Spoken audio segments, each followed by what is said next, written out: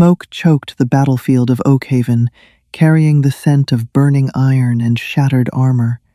Amidst the slaughter, when cowardice seized the bravest knights, one frail medic stood her ground.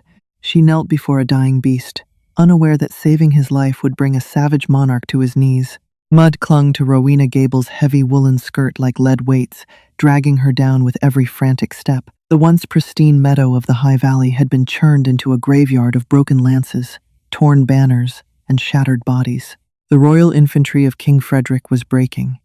High above the chaotic din of clashing steel and desperate screams, the unmistakable, bone-chilling howl of the Obsidian Pack pierced the twilight. The werewolves had breached the vanguard. "Rowena, leave the cots! The line has fallen." Dr. Gregory Fife's voice was barely a squeak over the roar of the retreating army. He was already hoisting his portly frame onto the last medical wagon, his face devoid of color. Around them, the surviving human soldiers were throwing down their weapons, scrambling over one another to reach the safety of the eastern forest.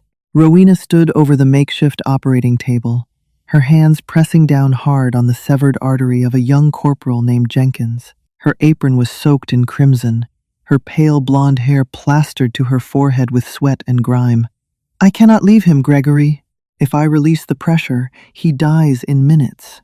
"If you stay, you die in seconds," Dr. Fife yelled, whipping the reins. The horses screamed in panic, bolting forward and leaving Rowena standing alone amidst a sea of agonizing groans. She watched the wagon disappear into the tree line, a bitter lump forming in her throat. Fear, cold and sharp as a surgeon's scalpel, twisted in her gut, but she did not let go of Jenkins' leg. She clamped the artery, tying it off with trembling but precise fingers. She was a healer. Her father, Dr. William Gable, had died insisting that a life was worth saving, regardless of the banner it flew under. She would not abandon her post just because the men with swords had decided the day was lost. For hours, the sounds of slaughter echoed in the distance, slowly fading into an eerie stillness broken only by the moans of the dying. Rowena moved like a ghost through the wreckage. She splinted the shattered arm of a young drummer boy named Thomas, offering him a sip of precious water from her canteen. She stitched the torn scalp of a bearded pikeman. It was near midnight when she heard the heavy, wet sound of struggling breath coming from the shadow of a collapsed siege tower. Rowena grabbed her lantern and a heavy iron forceps, stepping cautiously over the debris. The amber light cut through the gloom, illuminating a monstrous form pinned beneath the massive oak beams of the tag. It was not a man. It was a lycanthrope in its fully shifted form, a nightmare of midnight fur, corded muscle, and lethal claws. The beast was easily 7 feet long, its chest heaving sporadically. A horrific, jagged iron bolt from a ballista was driven straight through its right shoulder, pinning it to the earth. But what made the creature whine in genuine agony wasn't just the iron. It was the gleaming silver shrapnel embedded around the entry wound. The silver was burning the beast alive from the inside, the flesh bubbling and smoking with a foul, acidic stench. Rowena froze. Her instincts screamed at her to run, to let the monster die. These were the beasts that had slaughtered her countrymen. The wolf's golden eyes, dimming with impending death, shifted to look at her. There was no feral madness in that gaze. Instead, she saw a profound, haunting intelligence. It was a look of quiet acceptance. The beast gave a low, rumbling huff, closing its eyes as if waiting for her to deliver the killing blow. Rowena lowered the lantern. Her hands shook violently as she reached into her medical bag. "I am a fool," she whispered to the empty night. "I am an absolute fool." She fell to her knees beside the massive creature. The heat radiating off its body was intense. "If you bite me, I will make sure I poison you before I die," she warned, her voice trembling. The wolf did not move, though a deep growl vibrated in its chest as she uncorked a bottle of distilled alcohol. "I have to remove the silver first," she explained, treating the terrifying predator exactly as she would a frightened soldier. "It's neutralizing your healing abilities." Using her heavy forceps, Rowena began the agonizing work. The silver shards were buried deep in the muscle. Every time she dug one out, the wolf convulsed, its massive jaws snapping the air mere inches from her face. Yet remarkably, it never attempted to strike her. It dug its claws deep into the mud, enduring the torment. Rowena worked for nearly an hour, her own muscles cramping, her breath coming in ragged gasps. She extracted 7 pieces of jagged silver, tossing them aside where they sizzled in the damp earth. Finally, she had to address the ballista bolt. "I cannot pull it out. I have to push it through," she murmured, wiping sweat from her eyes. "Hold still." Rowena braced her boots against the heavy oak beam, gripping the thick iron shaft with both hands. With a desperate cry, she put all her weight into it, shoving the bolt through the wolf's shoulder. The beast let out an earth-shattering roar that shook the very ground beneath her, throwing its head back. The bolt snapped free. Rowena collapsed backward into the mud, exhausted. She scrambled quickly to her medical kit, pouring antiseptic over the gaping wound and packing it tightly with clean linen and a poultice of comfrey and wolfsbane, ironically, a herb that numbed lycanthrope pain. She sat beside the giant creature, her chest heaving, watching as the rapid rise and fall of its breathing began to steady. The smoking, ruined flesh was already beginning to knit together now that the silver was gone. "You're welcome," she muttered, pulling her knees to her chest as the cold night air finally seeped through her soaked clothes. She leaned her head against a broken wagon wheel, intending to rest her eyes for just a moment. The sheer exhaustion of the day pulled her into a deep, dreamless void. Darian Mercer awoke to the scent of dried lavender, copper, and sharp medicinal alcohol. For a terrifying second, his mind was entirely blank. The last thing he remembered was the treacherous ambush. He had been leading the flanking maneuver against the Human King's artillery when a deafening explosion ripped through the tree line. It wasn't human artillery that had taken him down. It was a localized blast, triggered from within his own ranks, loaded with silver-laced shrapnel. Darian groaned, his bones cracking and shifting, as his body naturally reverted from its lycanthrope state to his human form. The transition was usually seamless, but the residual poison of the silver made every nerve ending scream. He lay in the cold mud, a naked, heavily scarred man with broad, muscular shoulders and dark hair plastered to his forehead. He blinked against the hazy morning light, expecting to find himself captured in a human dungeon, chained with silver. Instead, he saw a gray, overcast sky and the ruined remnants of a battlefield. He pushed himself up on his left arm, wincing as a dull throb echoed in his right shoulder. He looked down. His shoulder was tightly bound in pristine white linen, smelling strongly of a healing poultice. The fatal wound was closed, healing rapidly. "Don't move too quickly. The muscle fiber is still repairing itself." Darian's head snapped to the left. His golden eyes narrowed with lethal intent. Sitting a few feet away, perched on an overturned ammunition crate, was a human woman. She was small, covered in dried mud and soot. Her blonde hair was tied back in a messy braid, and dark circles bruised the skin beneath her exhausted green eyes. She held a steaming tin cup of tea, watching him with a mixture of profound caution and clinical detachment. Darian's instincts flared. He was the Alpha King of the Obsidian Ridge, the most feared lichen monarch in a century. Humans cowered before him. They begged. They fled. This human woman was looking at him as if he were merely a complicated puzzle she had just solved. "You did this?" Darian's voice was a deep, gravelly baritone, rough from disuse. "I extracted 7 pieces of silver shrapnel and a foot-long iron bolt from your shoulder." "Yes," Rowena said evenly, taking a slow sip of her tea. "You have a remarkable constitution." "A human would have died of shock hours ago." Darian stared at her. He inhaled deeply, filtering the scents of the camp. He smelled the rotting dead, but he also smelled living humans nearby. He looked past her and saw a dozen wounded human soldiers resting on cots beneath a makeshift canvas tent. "You are a healer," he stated. "I am Rowena Gable, Chief Surgical Assistant, or I suppose currently the Chief Surgeon of the 4th Infantry, considering Dr. Fife fled like a frightened rabbit." She stood up, tossing him a heavy woolen blanket. "Cover yourself. The temperature is dropping." Darian caught the blanket effortlessly with his good arm, wrapping it around his waist. As he did, he caught her scent directly. It hit him with the force of a physical blow. Beneath the smell of medicinal herbs and battlefield grime, there was something intoxicatingly sweet, like rain on pine needles and honey. It bypassed his rational mind, sinking straight into the primal soul of his wolf. "Mate," The realization struck him so hard he almost stumbled. The Alpha King, a man who had refused countless high-born Lycan females, was tied by fate to a frail, insolent human battlefield medic. Before he could process the monumental complication of this, the ground began to tremble. Rowena dropped her tin cup. She spun around, terror finally breaking her calm facade.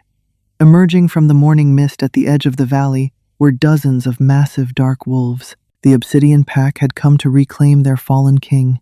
At the head of the pack was a monstrous gray wolf, which immediately shifted into a tall, imposing man as he approached. It was Leander, Darian's beta. Leander's eyes swept the camp, landing on the human wounded, and finally on Rowena. Leander's lips pulled back over elongated canines. "Humans!" he snarled, stepping forward, his claws extending from his fingertips. "Leave none alive!"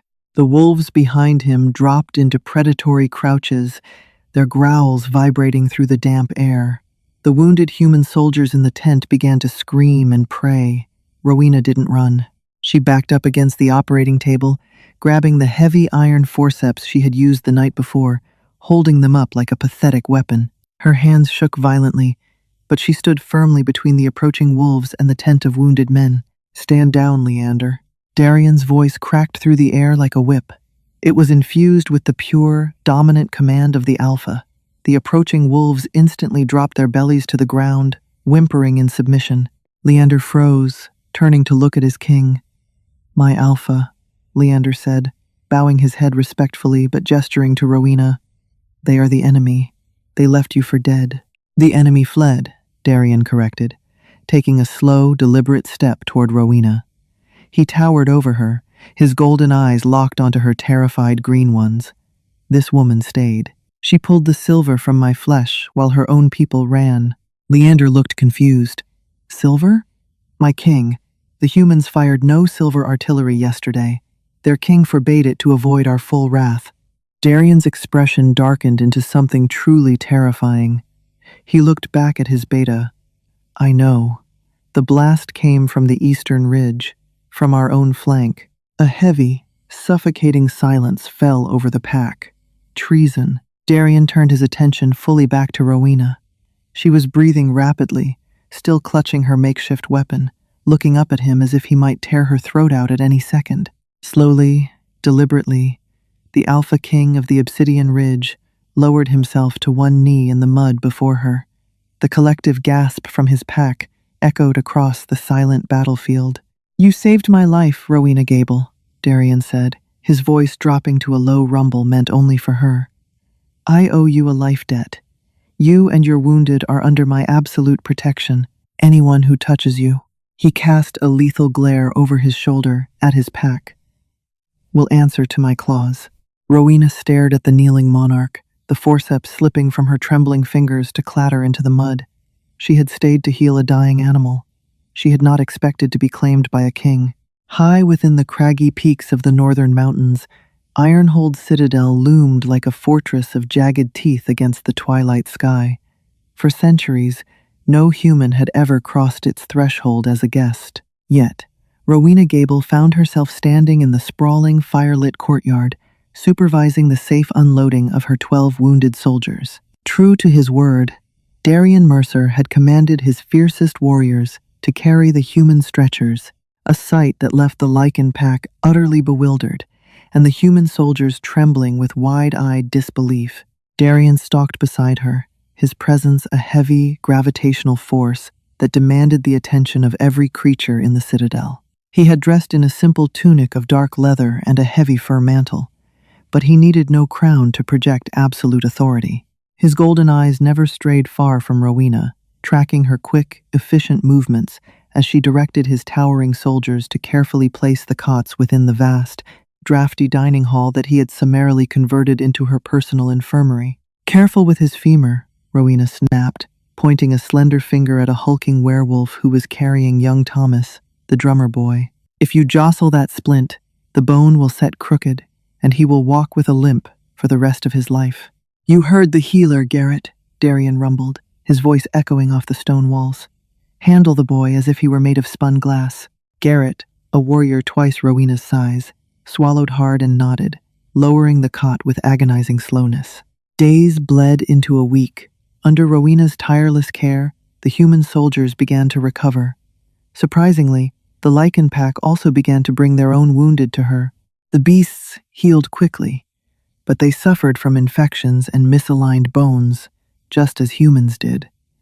Rowena treated them all with the same clinical, unbiased devotion she had shown on the battlefield. She was no longer just the human who saved the king, she was becoming the heart of the citadel. Darian visited her every evening. He would sit quietly in the corner of the infirmary, watching her boil bandages or grind herbs in her mortar. The tension between them was a living, breathing thing. Rowena could feel the weight of his gaze, a possessive heat that made her pulse race and her cheeks flush. She had read of the lichen-mate bond in forbidden medical texts back at the university, a soul-deep tether that bound a werewolf to their destined partner. She knew what Darian was waiting for. He was waiting for her to stop fearing him. Late one night, while the infirmary was silent save for the crackle of the hearth, Rowena sat at her small wooden desk, cataloging her dwindling medical supplies. From the bottom of her leather satchel, she pulled out a heavy canvas pouch. Inside were the jagged, blood-stained pieces of silver shrapnel she had pulled from Darian's shoulder. She poured them out onto the desk, holding one up to the lamplight. Rowena wiped away the dried crust of blood with a damp rag, narrowing her eyes. Her father had been a master surgeon, but he had also been a hobbyist metallurgist, teaching her to recognize the stamps and purities of different alloys. This silver was not forged in a human armory. Stamped faintly into the curvature of the largest shard was a tiny, intricate crest, a serpent coiled around an anvil. Rowena's breath hitched. She had seen that exact stamp only yesterday. It was burned into the sides of the massive wooden crates being unloaded into the citadel's armory. The crates belonged to Lord Cassius, Darian's trusted uncle and the pack's master of munitions. Cassius had been the one demanding a ruthless retaliation against the humans. Cassius had been the one who positioned the flank where Darian was ambushed. Footsteps sounded behind her. Rowena gasped, instinctively throwing a rag over the silver just as the infirmary doors creaked open. "Working late, Miss Gable?" Cassius stood in the doorway. He was an older lichen, his dark hair heavily streaked with silver, his aristocratic face sharp and unreadable. He did not possess Darian's overwhelming aura, but there was a slippery, dangerous malice in his dark eyes. "The fever broke for the pikemen," Rowena said, forcing her voice to remain steady.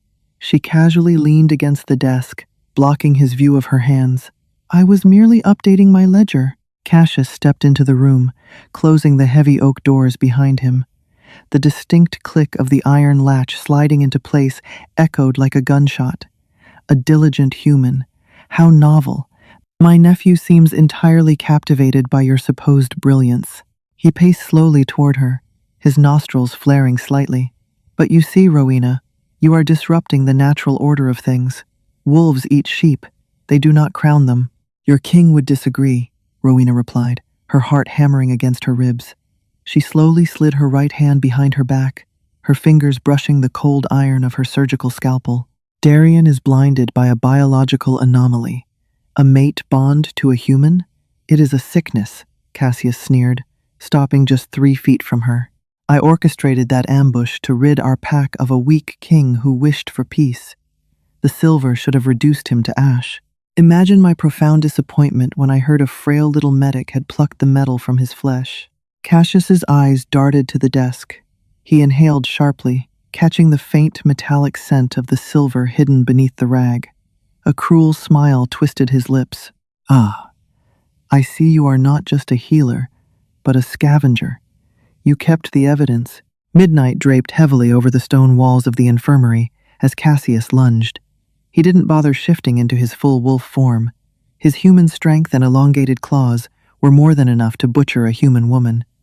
Rowena didn't freeze. The battlefield had burned the panic out of her. As Cassius slashed out, aiming for her throat, Rowena dropped to the floor, rolling beneath his heavy arm. His claws shredded the wooden desk, sending her ledgers and the bloody silver shards flying into the air. "You insolent little rat," Cassius roared, spinning around. Rowena scrambled backward, kicking over a cart of medical supplies to put a barrier between them.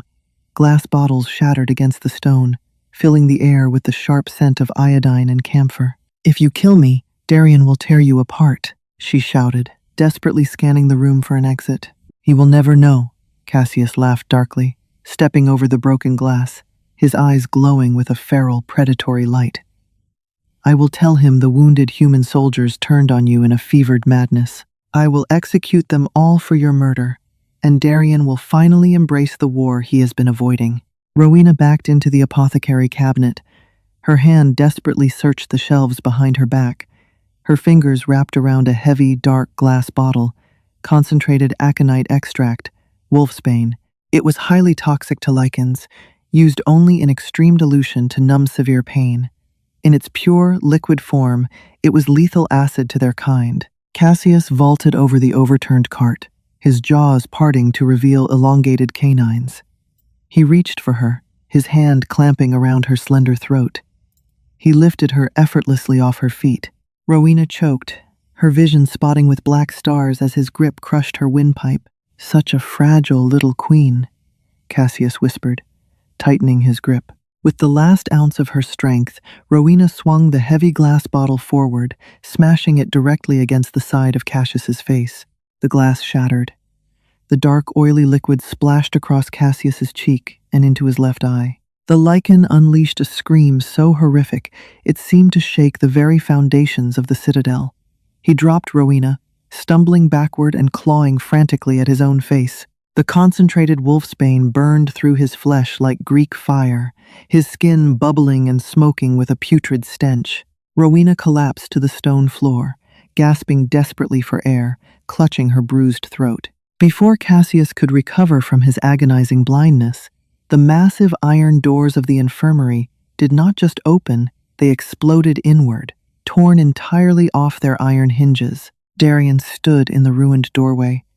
He was no longer a man.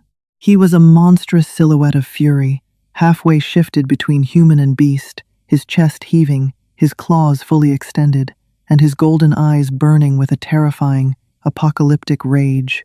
He had heard her choking. "Darian," Cassius wailed, holding his ruined face. "The human. She attacked me.